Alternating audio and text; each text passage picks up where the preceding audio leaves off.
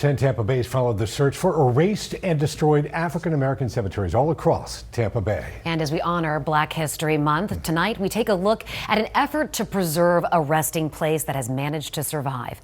10 Tampa Bay's Emerald Morrow takes us to Tarpon Springs.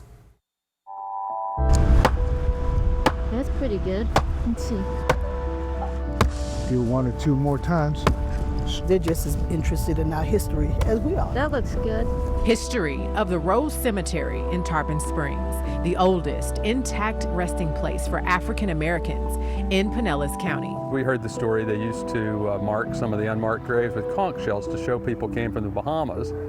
And we felt like since we had this church, we ought to do something to help out. With help from volunteers, these crosses are their contribution.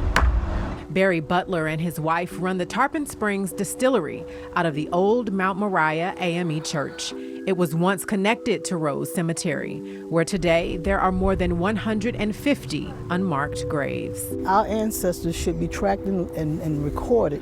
Katie Taylor is president of the Rose Cemetery Association and has been working to make sure this resting place doesn't suffer the same fate as we've seen with other Black cemeteries. Thank God it's not lost like some of the ones that's in the area. Since 2019, archaeologists have found hundreds of graves from erased African American cemeteries across the Tampa Bay area under apartments, schools, and businesses. This includes in Pinellas, where 10 Investigates was the first to report the possibility of graves from a destroyed Black cemetery underneath the old Curtis Fundamental School in Clearwater.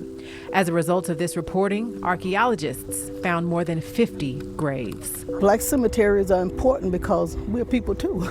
Historians say the cemetery has had to overcome major challenges like destroyed records and, quote, haphazard burials. And Taylor has been working to preserve this rich cultural resource of Afro-Caribbean and African-American history where veterans, Black spongers, and civil rights leaders rest.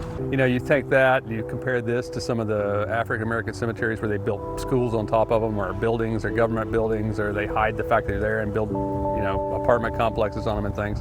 At least this cemetery has a history and has maintained its history. On assignment for Black History Month, I'm Emerald Morrow.